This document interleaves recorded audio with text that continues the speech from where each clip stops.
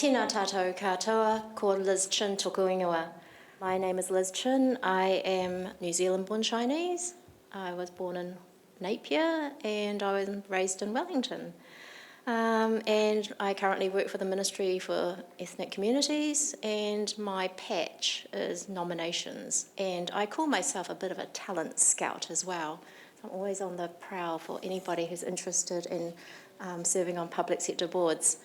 So, and I encourage you to help me to be my talent scout as well. A very warm welcome to you. Thank you for signing up to our session this afternoon, the last one of the day. I hope you've enjoyed the conference so far. It's been really awesome to just connect with everybody. This section is telling you a little bit about serving on public sector boards and committees. And in a few minutes, I'm just going to give you a quick overview about public sector boards. And I don't want to spend too much time before we invite our panellists, Kenneth and Ming-chun, to speak with us, and it's your opportunity to ask them lots of questions. Hopefully you might have picked up a little handout that as you were coming into the room. That's just a little worksheet that you can work on at home, something to think about, reflect on. And the slides will be made available at the end of the session. They're on the website, so you don't have to worry about taking notes. I just wanted to kick off with, have you actually heard of the nomination service? Can you just show of hands, have you actually heard of it? Yay, thank you. And show of hands if you are actually on the nominations database, registered with us. Come on, panel, you too. You two have got to put your hands up too. Yeah. So that's good. So there's some familiarity, and some people may be here to try to find out some more information about the boards. Anyway, got to click this thing. Okay. So the Ministry, as you've heard many times today, we are the government's chief advisor on ethnic communities, and the communities that we work with are African, Asian, Continental European, Latin American and Middle Eastern. So they're the people that make up our database, and we would like to have more diversity on our database. This is what the makeup of our super diverse New Zealand looks like. We've got 942,000 ethnic people in New Zealand, with the bulk of them identifying themselves in the 2018 census as Asian, 76%, and interestingly, the bulk of them were born overseas. So that is interesting from our point of view in terms of who we would in the future be nominating for public sector boards. More ethnically diverse people, but from overseas origins. So the nomination service, our job is to support the government of the day and the Public Service Commission's aspirations for more diversity in public sector boards, but also they have an interest in diversifying their workforce as well. So we try to support that, and we do that by identifying people from our database with the relevant skills and experiences who can fill those board roles and vacancies, and we nominate them to the administering agencies. We share our resources and support our candidates. We try to build some capability by having courses and sharing information. At every opportunity I get, I try to promote our people in our database. I might float them in a conversation with somebody, or I might like their post on LinkedIn, or I might reshare their post. But it's about lifting profile from the nomination service point of view. And you know, if someone's won an award, then we will shout about it as well, because it's time we came out of the dark corners and, you know, really promoted ourselves and showcased our talents and our abilities. And the more people that know, the better. Also, we seek to influence for change. So because of our mandate to push for greater ethnic diversity, it gives me permission to make comments to my colleagues in the public sector to reinforce my message. Hey, don't forget, guys, we're all about trying to increase diversity and inclusion. Come on, you've got to help me out.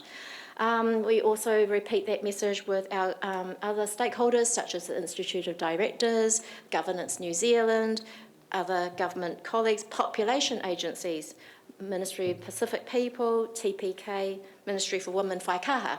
So we work together, but sometimes we need to repeat our messages to each other, and then when we can come together as a collective voice with the population agencies, it really, really helps it to amplify that message. Just a fun fact, did you know that the Nomination Service first had a database in 2002? So that's a long time that we've been quietly trying to lift more ethnic diversity on boards. Now I hope that we can do that a lot more rapidly and get greater change faster. So just a stat here, in the 2021 gender stocktake conducted by the Ministry for Women, they identified that there were 404 state sector boards and 2,582 board roles. So that's what we're dealing with in terms of the volume of opportunity. And something to keep in mind is the fact that not all of those 2,500 boards roles are vacant all at the same time. There's a turnover, it's a rolling change. So that might be the whole number, but as people come off, we nominate new people to come on. So that's something to keep in mind. I just wanted to show you this picture. Hopefully you'll recognise some of these brands. They're all very important, New Zealand brands and New Zealand organisations. So when you're joining a public sector board or a committee, you are contributing and influencing and making decisions and setting strategy or contributing to the conversations for organisations, Crown-related, Crown-owned, Crown-run, that are for all of New Zealand. So I think there's something to keep in mind when you are thinking about putting your hand up for serving on a public sector board. So some of these boards are very diverse. We've got different sectors. We've got the primary sector. We've got education, commerce, culture, health, heaps. The whole spectrum is covered by public sector boards. And there are 54 ministerial portfolios. The boards are often established by legislation, so it sets the purpose and the membership and the rules in which they change positions and who can actually appoint to the roles. The boards range in the type. It might be like a state-owned enterprise, like TVNZ or Air New Zealand, or it might be a Crown entity like WorkSafe or Waka Kotahi, or regulatory bodies, funding bodies, advisory committees, or consumer reps that are required. So they're all different. So I just wanted to point out to you that this makes serving on boards interesting because they're not the same and you need to think about what's your area of interest. If you have particular sector interests, you might want to particularly focus on those. If you've got some more generic skills, but maybe they're more applied, you might like to think about a treasury board, or you're more interested in risk, or you're more interested in health. It's over to you, but it's a nice choice to have. But it's good to keep in mind.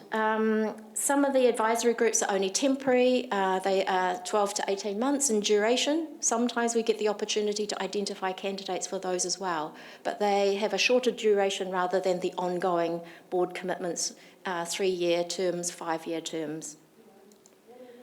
So I mentioned before this stocktake report. It's produced by the Ministry of Women, and we've been collecting data on ethnicity since, I think, 2019. And currently, the current report that I'm referring to here is from 2019. So what we know is of all of those board roles that I mentioned, this is the representation from the people that self-identified.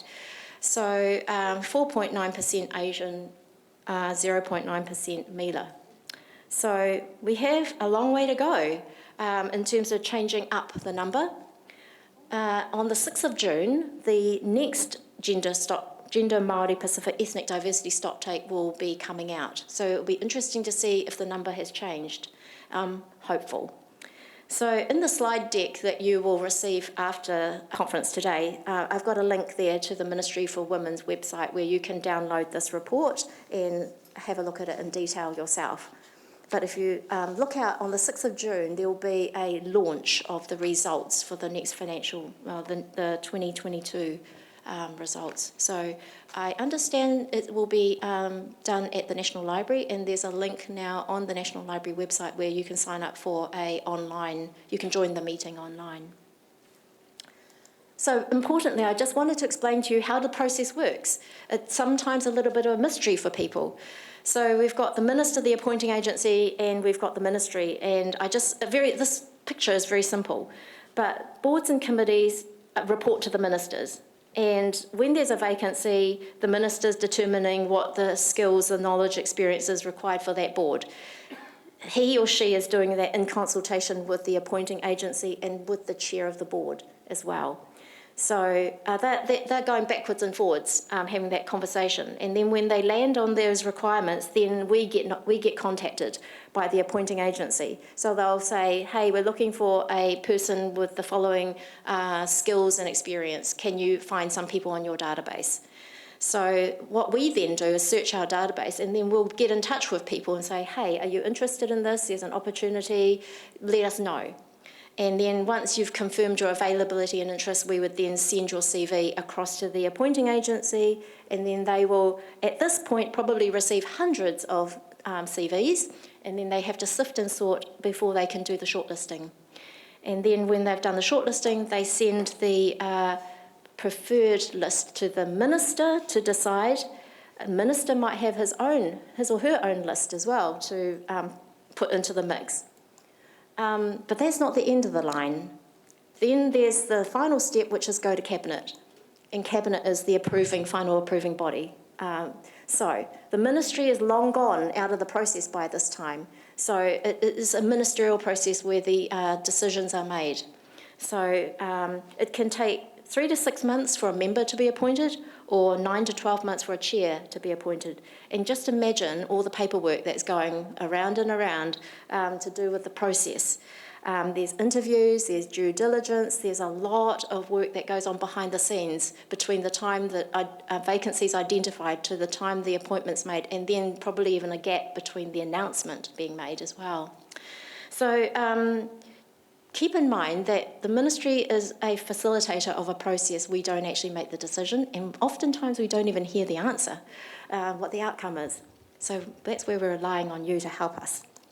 Just very quickly, I just wanted to show you, on our database at the moment with about 232 people, and they're mostly in the northern area. I've shown Central as an area which was how we used to divide up the ministry. So that's like Palmerston North, Wellington, but still North Island, predominantly North Island, as you can see from the graph. And a good thing is that it's a 50-50 split of males to females, which is great. Most of the people in our database identify as Asian. So I would like to see a little bit more growth in the other ethnic groups as well.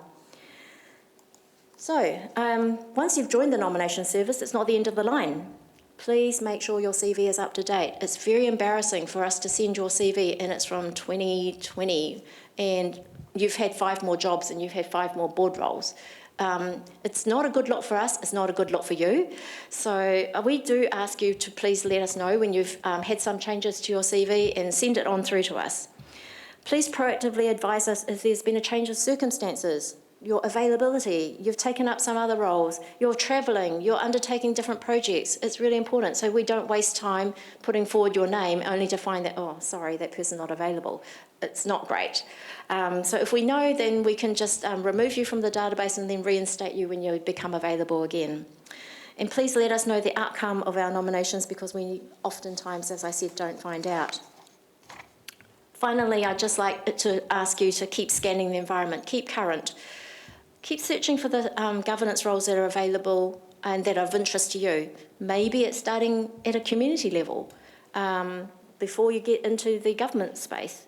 Keep developing your skills, You can never be overqualified, overskilled, overtrained, up to date with the latest things. Institute of Directors, Community Governance Aotearoa, Governance New Zealand all offer courses online. Some of them are even free, the Governance Aotearoa, community governance ones. And they're very good foundation courses as well. Be aware of political changes, changes in policies, government priorities, portfolios, ministers. It's all really, really important. You don't want to go to an interview and mention the wrong minister, for example. Not a good look. Keep informed about developments in your sector so that you're on your toes and you're up to date with the current and the latest thinking or, whatever. So that's going to help help when you go to your interview, so you can demonstrate that you can add value to the board that you're about to be interviewed for. And be visible, connect with other people and build your profile and your reputation. And there's loads of ways to do that, and hopefully our panellists will help us with some ideas soon. And with that, I would like to move on to introducing our two amazing panellists that we have here today. On my left, we have Ming-chun Wu. She's Taiwanese and is a Chartered Director with the Institute of Directors with over 16 years' experience in developing strategies and leading transformational change to improve the effectiveness and efficiency of organisations. Ming-chun was appointed to her first state sector board position as a trustee of the Wellington Community Trust and her second appointment as layperson member of the Pharmacy Council. Ming-chun is now the deputy chair of the Pharmacy Council, so that's great. She holds other governance roles in Plumbers, Gas Fitters and Drain Layers Board and the Chinese Medicine Council and Network for Learning, which is a state-owned enterprise. And Ming-chun has also done work in the not-for-profit area as the governor or chair of Aotearoa, an international organisation with 19 clubs across New Zealand. So I hope you have lots of questions for Ming-chun. And we have Kenneth Leong as well. He's Malaysian. He has over 20 years' experience in corporate finance and international business. He started his career as a corporate finance advisor at Deloitte in Auckland and subsequently joined the investment banking team at Macquarie Bank before embarking on more entrepreneurial pursuits. He's currently on the boards of Mio, face mask manufacturer, Skills Update vocational training provider, Omnitech, mobile tech retail chain, and was a director of Edens, a large private sector education provider. And he's multilingual, works with senior business people, high net worth investors, and business development skills to facilitate business across cultures. He was chairman of ASEAN New Zealand Business Council from 2017 to 2021 and currently a member of the Ministerial Strategic Advisory Group on Trade, appointed by Minister O'Connor.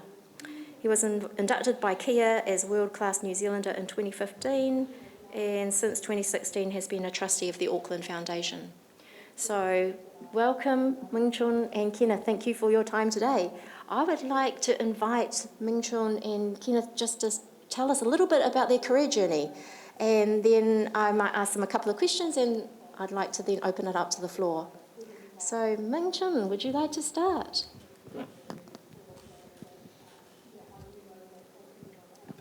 Oh, it's already on. O tēnā koutou katoa.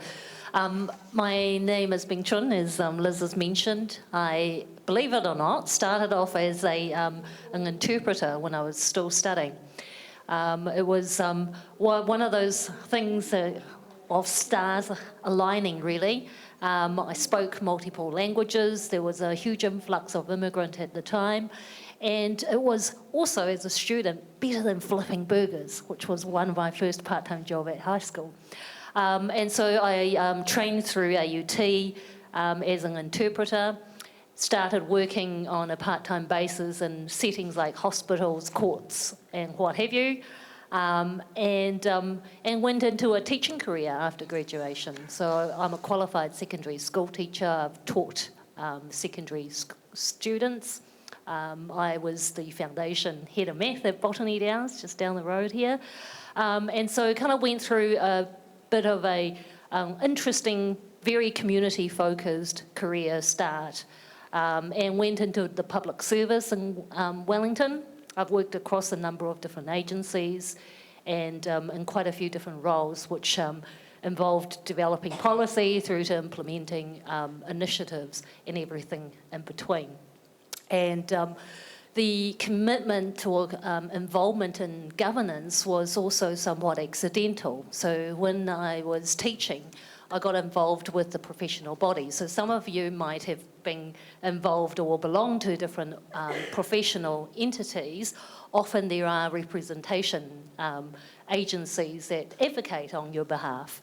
And so when I was teaching, I got involved with the Teachers Association and got my first proper induction into governance, if you like, through a professional body setting. And then subsequently, I've been involved in a number of community-based organisations and entities and moved into board roles in different settings. And so for those of you that haven't thought about it, you could start with your local schools if you've got children in schools, being part of the governing committee which makes decisions for the organisation, and in a setting slightly outside your comfort zone, because often I know a number of you are community group leaders and you're certainly on the board of your community group, but getting exposure to a broader setting and a wider set of audiences and understanding how governance works in other settings can be quite helpful. And so that was kind of my into governance, if you like. And over the number of years, I quite enjoyed what I was doing. A lot of the work that I do professionally has a lot of strategic focus to it. And so I thought I could contribute in a different way. And that's when I got involved in the nominations services and started looking a bit more deliberately in state sector. And that may or may not be your cup of tea. And so Kenneth will no doubt share with you a more commercially focused experience he's had. But I guess my journey, if you like, is kind of very much from that community base and into more professional roles. Yeah, like Ming-chun, I didn't actually set out to be a professional director, and also pretty accidental.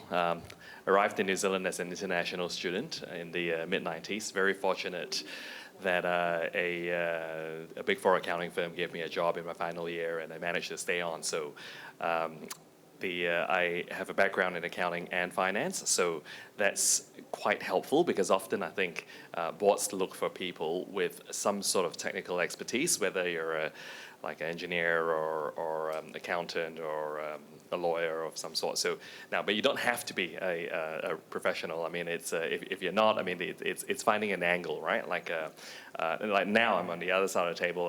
I'm just in the last couple of months I've been, I guess, on the lookout for senior executive positions. I interview for as in like interviewer. I interviewed for a CEO position for one of the boards I'm on.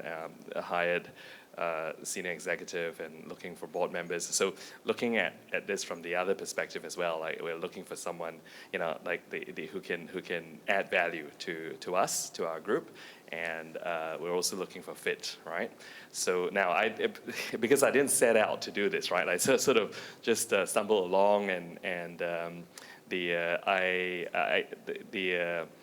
my first foray, I guess, kind of more formal board setting, more than a decade ago, I got involved with the ASEAN New Zealand Business Council, served on the board for a long time, ended up as chairman for 2 terms, and quite an eye-opener. And so I think it's a good place to start. Ming-chun already talked about this, a community group or an area of interest, get some experience, and then you work out as well, what you're good at and what you're interested in, and then you develop that further.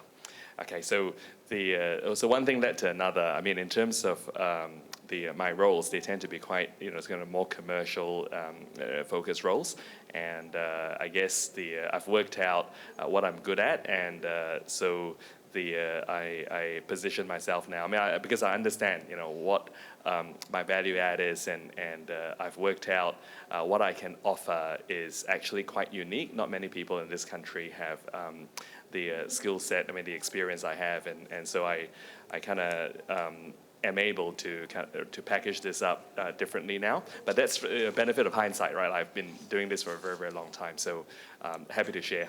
I'll pause here. Great, that's awesome. Might just ask a couple of questions. Ming-chun, can you please comment about governance? What is it? Can you help to demystify it and maybe some reflections on the reality for our audience? It might be easier to ask the audience because I think some of you are really experienced. And certainly governance in its dictionary term, if you like, is the systems and rules that help keep the management in check, basically. Because organisations are run by its management structure. Often you have a chief executive or equivalence that runs the organisation, but somebody need to keep them in check, right? Otherwise they will go off and do all sorts of things. So often shareholders in private companies, or in this case, in Liz's context, a lot of the state-owned enterprises or Crown entities or regulatory authorities, the government, on behalf of the Crown, looks after these entities as the quasi-shareholder. So in order to make sure that they are running properly, running in the way that they would see it going, they would want to be able to provide that check and balance. And so the role of the board is a multitude of things, but in its very simplest terms, it's keeping management in check, making sure that they lay out the direction of travel for the entity. And so it is a very public role, I suppose. Long hours? Could be, depending on the kind of work and the state of the organisation. And so the commitment can be very varied depending on the nature of the entity and whether the entity is in trouble or not. So at times when there are certain issues, whether internal or external, it can be quite involved and it can be very demanding, it can be quite stressful.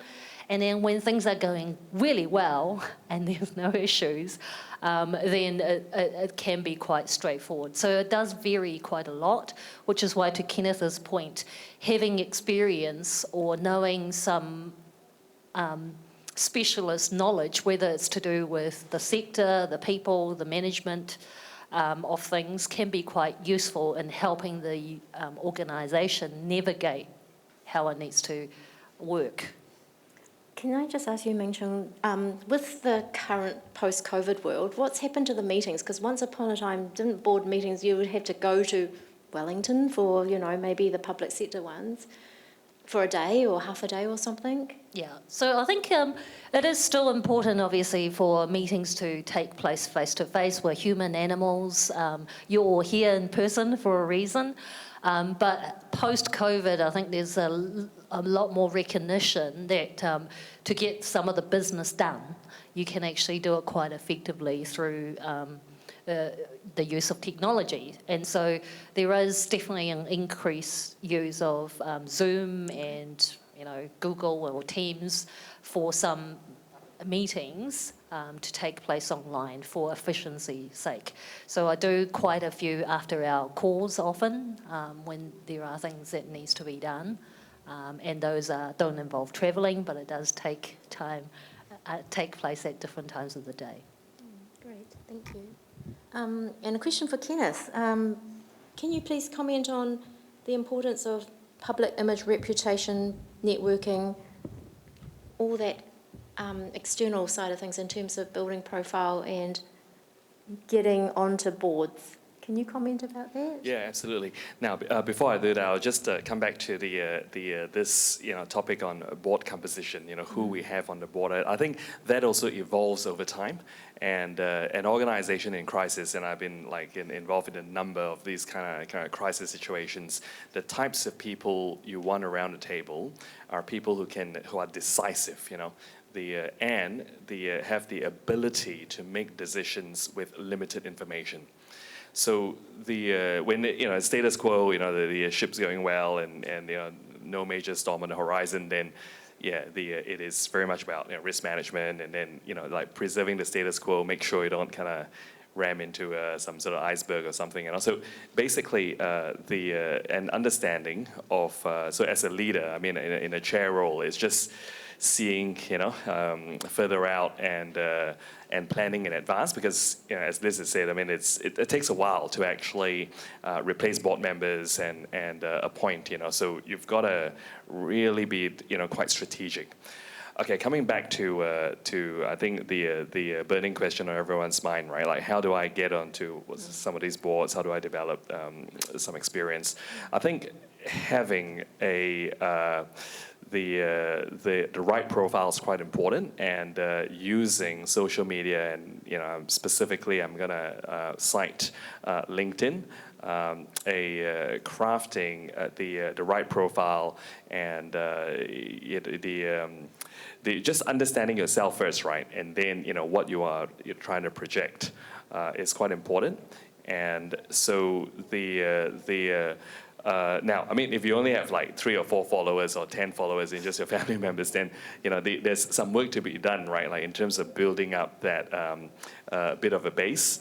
And the way the algorithm works, if your content is not engaging, you're trying to advertise something, I mean, it doesn't know, like LinkedIn's not going to show it to others because no one's going to click like, right? So basically sharing intelligent content, right? Like, okay, so for example, you're trying to tell me that, look, you know a lot about world affairs, right? Because you're from Vietnam, and you know a lot about what's happening there, and so some sort of intelligent commentary. So it's not just sharing a link, or photo of your cat or dog or something. I mean, now from time to time that's useful as well, because it's personal touch, right? So it's just you're not just a machine. There's a personal touch that's helpful. But the bulk of the content you're sharing really is it's not just links to articles, but your thoughts. Okay, so over time, your community will regard you as an expert in that particular area.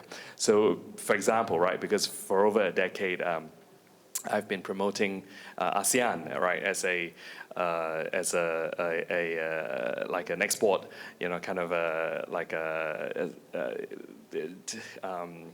the sector, or so encouraging our export sector to look at ASEAN as a market, right? And so I, post articles and my thoughts, why this makes sense and why New Zealand has to diversify strategically, right? And so this is, I mean, because I've done this for a decade, so basically then you become known as a source of knowledge or expertise in that particular domain. Or some of you in the room may be accountants, or you have some knowledge in finance. You're sharing your thoughts on a specific topic. Now, personal branding is not just online, right? Like you've got to come. I mean, hiding behind a computer but not connecting with people face to face, that doesn't work as well. I mean, signing up for these sorts of events and being in this community, like people with an interest in governance in this room, connecting with others, that's really helpful. The member of Institute of Directors and a number of other organizations going along and connecting with other like-minded people and sharing perhaps your aspirations, right? Oh, look, I think I can contribute in this area. I mean, just connecting with people, that's helpful. Yeah, I agree with that. I must say, when we're looking in the nominations team, we do look on LinkedIn to verify some of the information, or to check on the currency of the CVs, or just to check where's this person currently employed, or what's their recent governance history. So we do a check on LinkedIn. Well, I shouldn't say check, we do look on LinkedIn, but we also know that our other colleagues do look on LinkedIn as well. So please keep it up to date. It's really worthwhile doing. Shall we move to questions from the audience? Does anyone have any questions for Kenneth or Ming-chun on all things governance? Right. Thank you, Sean. Hi, my question is, do you have a buddy system? That's a very good question. Because, there could be someone out there in the community who wants to get onto a board, capable, but I think a buddy system could help them grow and maybe gain confidence. it is something that's been on my mind in terms of the nomination service, is to discuss with experienced directors to see if they want to take on mentors. But maybe Ming-chun or Kenneth may want to comment on the merits of that idea. Yeah, look, good idea. And what I would suggest is, look, instead of relying on Liz to do this, you reach out to people you know, right, and connect. And from time to time, I get these requests as well, and you know, have a coffee with people. I mean, I do this quite often, and basically connect with people who are already, you know, in these boards, you know. And the good thing is, in New Zealand, I found that actually people are generally quite willing to. Sit down, connect, have a coffee, and it's not that hard, you know. So just connect, just reach out, you know, and if they're busy, find someone else, you know. But you have to be proactive, and that's one of the most important things, you know. I encourage everyone to go away and think about this, right? How can you be more proactive? I mean, beyond sending a CV to Liz, I mean, what I'm saying is reaching out to other directors. That's critical.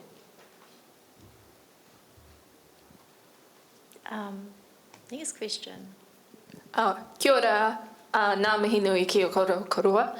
My question is basically around, you talked a lot about get onto community boards and things like that, and that's a good way to build up your governance CV. I understand where you're coming from, and I don't want to scare anybody in the room, but that also comes with a huge amounts of liability. What I think a lot of community directors, particularly in the community space that we all belong to, don't realize is that that's a huge amount of liability without any pay. When you get on the state sector boards and the commercial boards that both of you are on, it comes with director liability insurance and all of the other things that come with it. How do you make sure that the community around the table here are protected when they take on those small governance roles, when they start stepping into those roles? I don't know if you have the answer for that, but until I stepped onto an international board, I didn't realize that I needed, you know, liability insurance to make sure I'm corrected, especially our board of directors who sit on schools don't realize that's a big deal and the responsibility they carry. So just to help, just happen to know this, so I can share with you a little bit. That is quite a new, new as in the last few years with the law change around director liability. School boards are not in that same boat, so it is quite safe for you being, you know, members of the community to be part of the school board of trustees. So whilst the school can go bankrupt, it is possible. It'll be unfortunate if it does. It is possible, but the board of trustees are not liable for the entire debt of the school if it does go bust. So there are some protections with certain types of boards in the community, and some community organisations. I've been the chair for Volunteer Wellington for quite a number of years, and we weren't a big organisation, but we have taken liability insurance for our board members as well. So there are some, if you do some shopping around as entities, you are able to get liability coverage for more reasonable rates in circumstances with providers, different providers. So it's like your house insurance, you know, you can shop around and find the right policy for you that's affordable. Having said that, you're right, some of the entities, if they are small, could not afford liability insurance, and then you as in the individual might need to buy that yourself, and that could come at a cost. What I would say is, like any entity, and it really doesn't matter which organisation you choose to be involved with, make sure that you do your research, because that's actually part of the responsibility of the director or a person wanting to become a director, is to understand the organisation that you're choosing to be part of. So not only in that whole skill fit, do I fit in the team, can I contribute, those are obviously very important. But it's like finding any other job. It is literally a job, right? So when you're finding a job, you need to understand what that organisation is, what it's all about. Can you align with that organisation? Is it healthy, etc., etc.? So do your due diligence and make sure that you don't get involved in something that is dodgy, that is not well run, and that is part of the homework I think you should do before you get involved with an entity. Yeah, look, I've been involved with many not-for-profit groups, right? And sometimes, I mean, it can be quite unfortunate, right? Like when you have a group of well-meaning people, but don't have a lot of experience, right? And they bite off more than they can chew. Okay, so this becomes quite problematic, right? So what I would suggest is basically, you look at the composition of the existing board, right? Like the leaders, and as Ming-chun says, do your due diligence, understand who you're working with, and you can say no, right? I mean, the thing is, I mean, your friend possibly is applying some pressure for you to join because they're short of people and so forth. But you can always, say no, right? If you don't feel comfortable. And now, knowing what I know now, I'm a lot more careful, right? So when I make this decision, so when I get asked to help. First thing I look at, not these long strategy papers or business plans, but it's who's on the board, right? Who are the people around the table? Are they the types of people who are credible and do things properly, right? And that's a primary consideration. So this is what I suggest you do. You look at the profiles of the existing board members, and then go from there. Any further questions? Yep. Yep. Hello. I used to be part of a board back in Wellington, Changemakers Refugee Forum, and so that opportunity was given to me when I was very young, and so I had a bit of governance information at that time. But just wanted to see for the ethnic communities that we are here. What kind of opportunities do we have for learning more about the governance? Because you have to be informed before getting into any sectors or any positions. That would be really good if you can give us that. Thanks. So there are different types of boards. So when people talk about board, often they're confusing different types of board. So governance board is very different because they run the organisation. What often organisations of a critical size, they often have an advisory board. So advisory boards provide advice to the entity or to the board because they lack knowledge in a particular area. So, for example, excuse me, I might be running an organisation and I want to know how to work with ASEANs a bit better, so I might create an advisory board and invite people like Kenneth to help provide that expertise. And those type of boards, whilst they're not governance board, they do run and operate in a similar fashion. So you can, without liability, get involved in advisory boards which provide advice to get you into that space of understanding how they operate. The nature of the work that you do is slightly different, but that can be a useful transition into governance type boards later on. And like Kenneth was saying before, sometimes it's just a matter of connecting with other people. I know a lot of entities are starting to run kind of future directors or emerging directors type course where they invite observers. So you're not really a formal member of the board, but you get to sit in board meetings just to watch and see how things happen and what goes on. Like for organizations that we are representing icons, so for instance, if we wanted to get more information and give this information to the other organizations that are under cover of the icons, we need this information base. Like, does Ministry of Ethnic Communities provide that opportunity to keep that educational part? We don't really do that as part of the nomination service. However, if it's in the community sector, then the Community Governance Aotearoa offers a lot of training and a lot of free materials. And in fact, DIA has its own community funding part of its organisation. They run training sessions as well. So there's opportunities to gain knowledge that way. Kia ora. I'm currently on around, I think, 6 boards, community organisation boards, and 1 professional organisation board, so total 7. But the boards that we're talking about from Liz through the nomination service, I've heard that personal relationship makes a lot of difference when through the nomination service to the organizations where you forward our CVs. So if those organizations know you personally, or anyone over there knows you personally, makes a difference in getting you into that board. I'm not sure what the reality is there because I'm not on that kind of board. So just a quick question on that one. Thank you. It's a difficult one.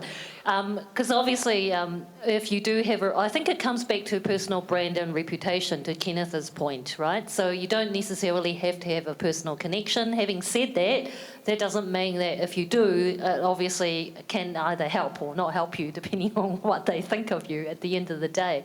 But I can say that for the boards that I currently sit on, I haven't had a personal connection with those boards prior to my commitment with them.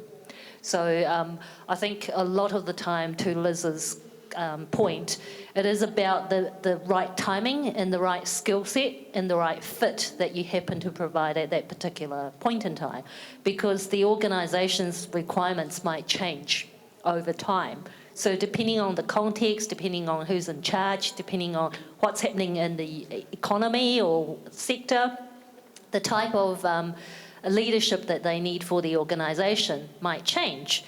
Also, individuals retire at different times, so there are some skills that was there that is no longer there because the person's decided not to work anymore or to move on to another entity. And so in those circumstances, they'll need to find the right skill set to help plug the gap.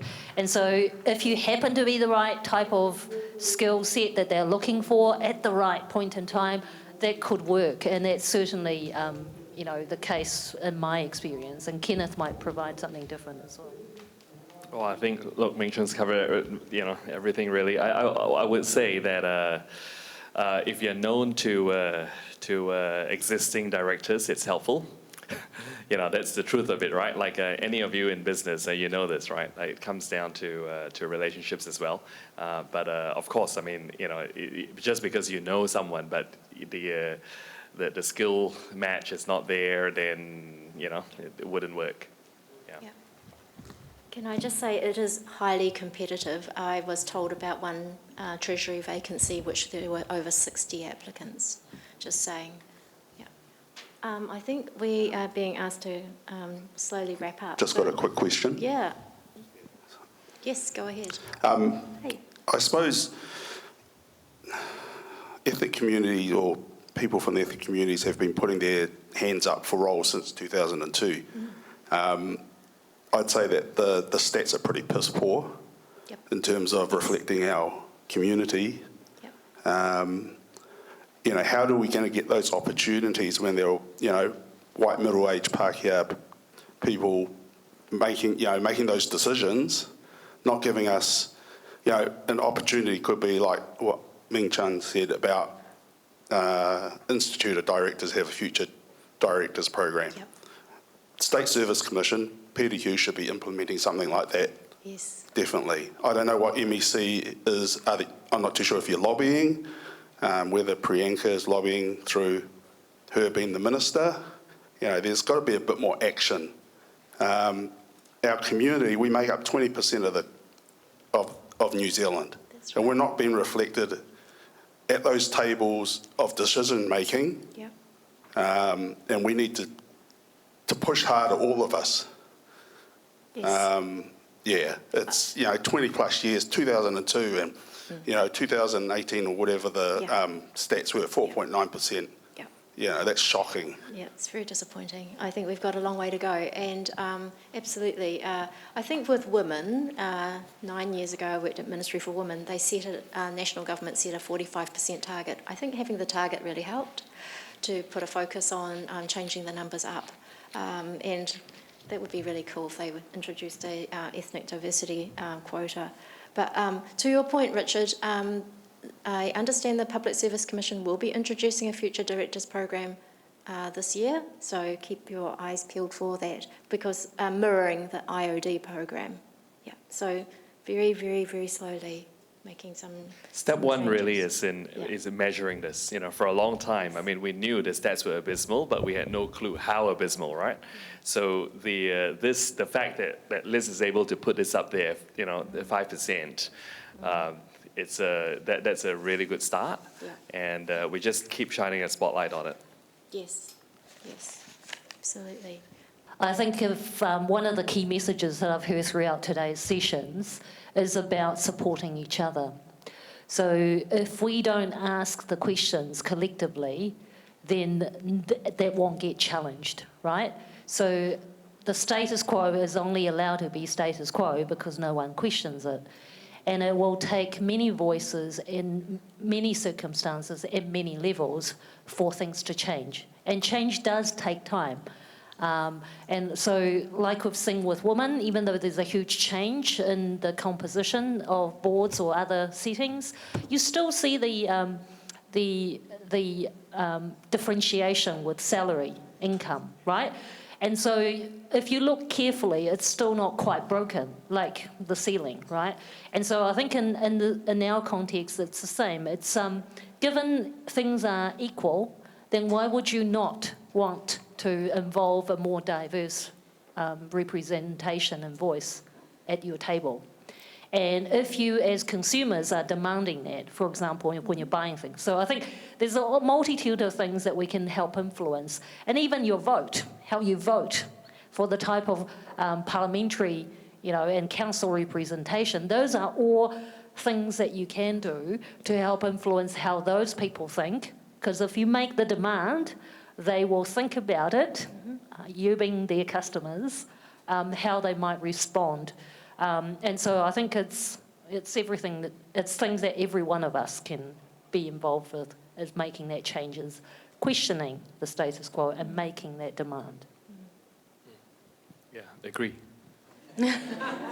So we all have homework to do. We have to get out there and we have to support each other, promote each other, and I guess where we can shine a light on, people doing amazing good work, and because those people are the forerunners for us, our role models, and the more of the role models that are out and about and that are seen will build confidence with our decision makers, and I think that will be the time in which we can make the change. But we're on the journey, which is really encouraging.